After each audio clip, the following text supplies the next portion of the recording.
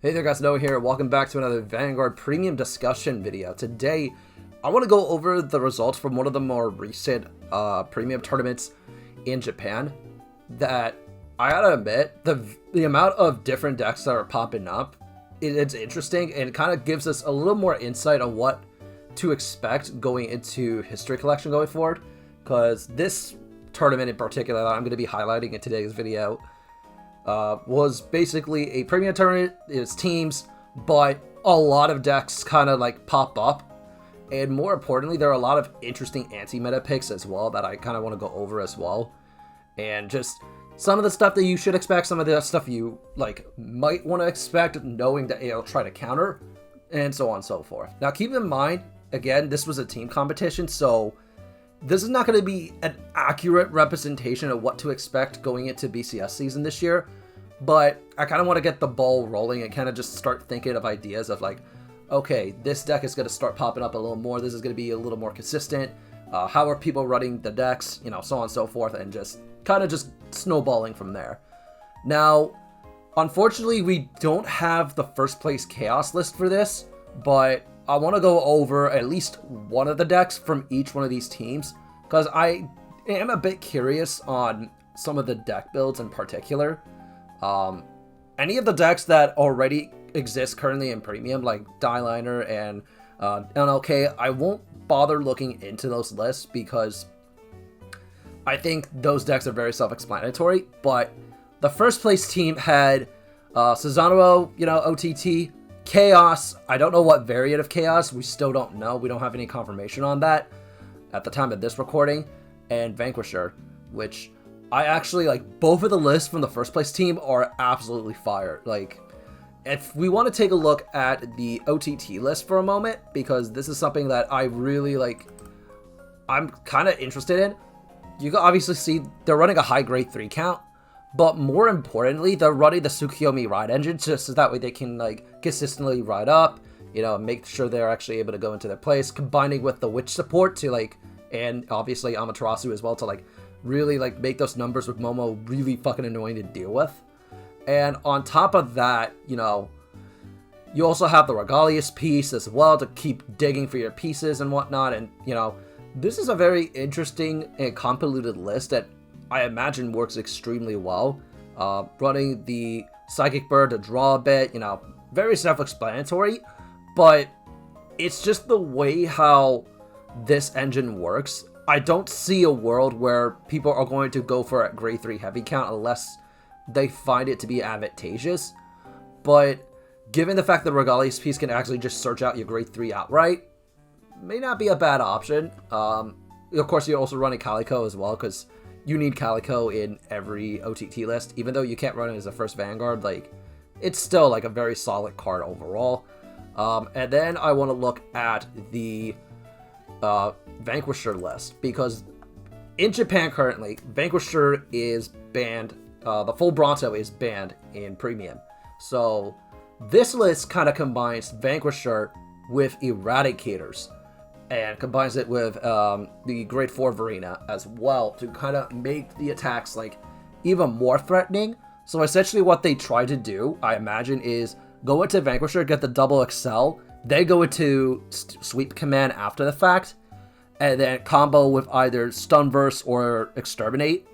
And I really do like this list because this is showing kind of the mixed variants that you should probably expect, like, because this person is also running like 2 of the resource heals as well, so that's also a whole nother like interesting idea that I'm curious to see how we in the West will figure out and actually perfect, assuming that full Bronto doesn't get banned. Because keep in mind, currently in the West at the time of this recording, we don't have the official ban list going into BCS season, so stuff like full Bronto and Percival are still legal in Premium. 2 cards which I honestly think probably should get hit in the future, but regardless, I definitely think that the Vanquisher list in general, like combining this with Eradicator, like it's actually something that I think a lot of players probably will start doing in the future, just so that way they can generate enough markers and then start going ham after the fact. Like, I really do think that there might be some other way they can possibly do it. Maybe with a superior ride engine where you go into the old Draconic Descendant on purpose, so that way you don't generate the marker, and then you go into Vanquisher and start popping off while your opponent's still stuck on grade 2. I don't know.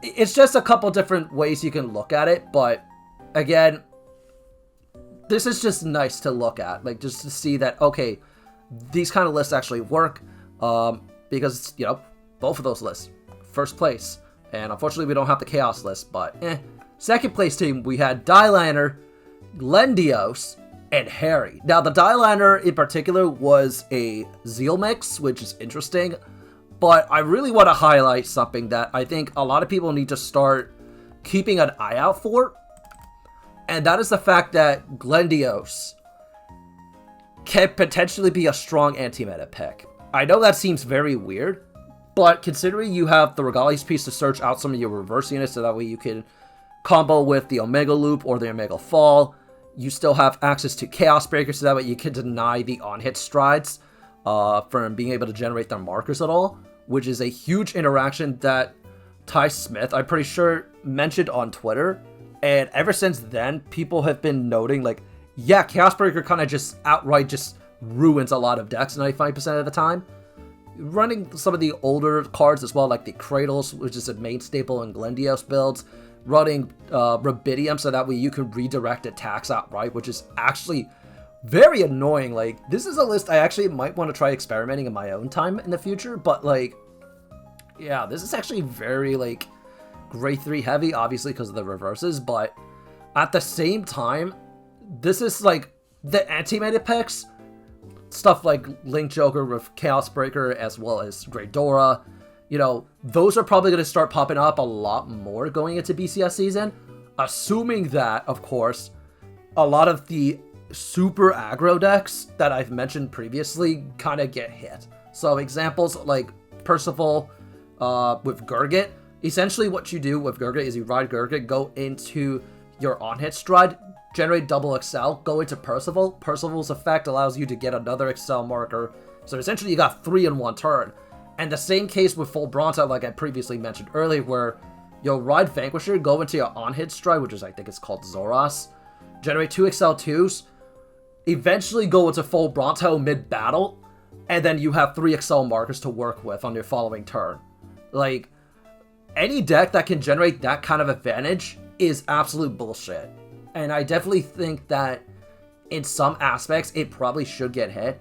Even combos that normally would require a bit of setup nowadays, like the Rene plus Mizukaze, probably should also get hit as well. I think Mizukaze as a card is a terrible card overall, because it limits the card design overall, especially now even more so, because now you can generate your amount of GB even faster without really having to commit too much to actually get things off. This combined with Shiranui, Obero, and potentially even the Crest and some of the standard support coming out later on into probably next year for us in the West, but Mizukaze plus Rene, Gurgit with Percival, and Vanquisher with Full Bronto, I think those are the main 3 that going into History Collection should potentially be hit.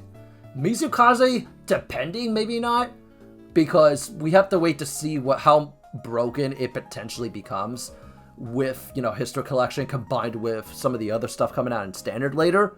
But based off what I'm, like, already previewing, anti-meta has the potential to be very annoying. And so, some people might say, well, Shiranui Obero isn't, you know, anti-meta, but Dominate as a mechanic has always been kind of an anti-meta pick in some aspects, just simply because you could force cards out of your opponent's hand while simultaneously forcing even more cards out of their hand by attacking into them with Dominate as a mechanic. So, I definitely think there is some room for discussion on what potentially should be hit.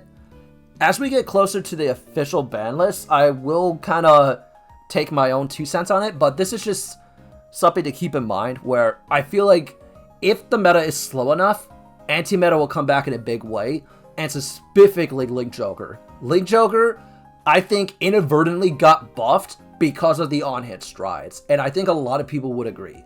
Say what you will about Chaos on its own being pretty much tier 3. But when you combine it with the right support, in this case Glendios, you could probably do some serious damage.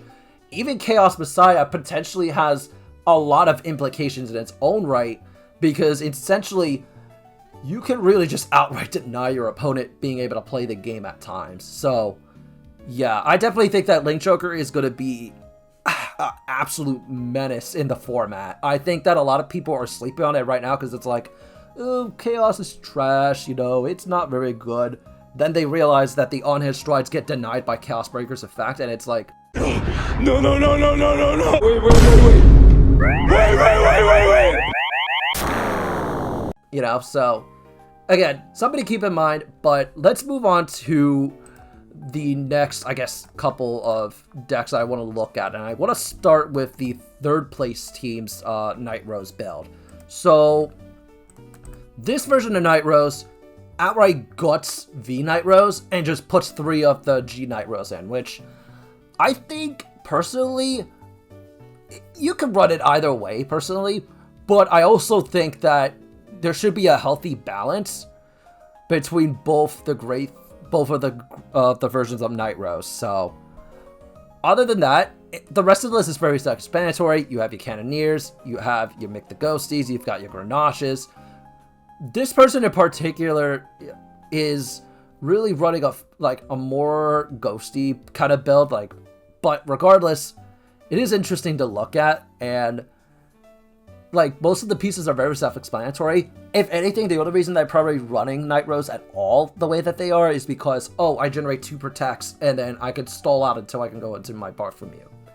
That's just the way how I probably see it, and probably how this person probably viewed it, was like, okay, I could probably just stall out and then go Barf the Mew and then go Burr. They don't need to, go too crazy with the milling, with the Skull Navigator, so that way they can build up the drop. They don't need to do that at all. They just take their time, they stall it out, and then they just punish the opponent for overcommitting. So, I definitely think that it's actually very interesting. Then I want to look at the other list from the 4th place team, which is more or less where I'm kind of looking towards, building Night Rose, where essentially you're running a mix between the great 3 from both V and G, and kind of just working off of that. So, this is opting to run a few more Skull Dragon and a little less Beatrix to make sure that you don't run that many grade 3s. I think this is actually pretty reasonable. You're also running the original Tommy the Ghosties so that way you can search out the specific Night Rose as well. And considering how high of a grade 3 count you're actually running, this is probably the best way to go about it. I think there will be some experimentation on whether or not you want to run the V version of Tommy or not, but again, it's a matter of adapting to what works best for you, and I definitely think that this person probably got it right on the first try.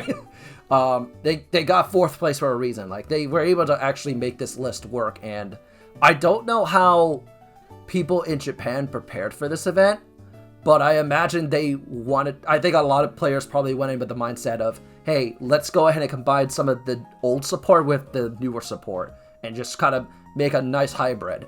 And this is a perfect example of that.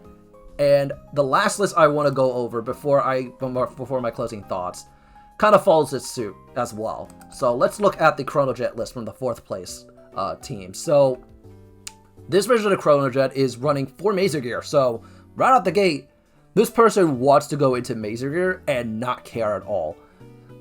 They're probably gonna mulligan for it on purpose. If they don't see the Mazer Gear in here, they'll probably just go 5 back, or something along those lines, where they just I want to ride Mazer Gear because I want my push turns to even be more threatening. And in this particular case, they're running a mix between regular Chronojet and V Chronojet, specifically on the off chance that they do play off against something that has a ride down, which is probably the reason why they're running the Steammate in grade 2 as well. So let's say that for a fact the opponent isn't playing a ride up deck where they go into their on-hit stride and get the markers. You can technically just opt to go into V-Jet and then just ride down and force them to sit there and go, well, I can't stride, well, screw me then. It's kind of one of those instances where I imagine that was the general mindset. Hence is probably the reason why they only run one copy of the V next stage. But the rest of the list, very self-explanatory. Kind of a mix of support between Steam Maiden, Time Leap, and V-era support. You know, just a whole bunch of different stuff that really works well. And they're also running the overdressed versions of Next Stage and Fate Rider.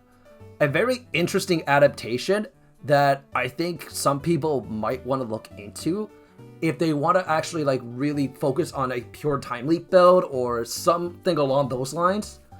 Because while I do think the Steam Maiden package actually works right now, it might be a little too gimmicky for Chronojet in particular, because I think in its own merit, being able to do Time Leap shenanigans while your opponent's on grade 2 is already very powerful, enough to a point where I think that if you combine the right amount of support and you kind of just build a really ridiculous Time Leap deck using stuff like History Maker and TikTok Worker to just keep doing multi-attacking that way, it has the potential to be even more devastating than what this person already built. But I definitely respect the design choice in running a lot of these older cards, especially the cards that have GB restrictions as well, just so that way they can sit there and go, okay, I've got everything I need, bet.